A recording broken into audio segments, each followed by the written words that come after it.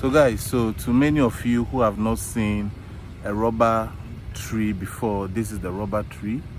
All over Ivory Coast, they plant this tree everywhere. Now, this is the rubber tree.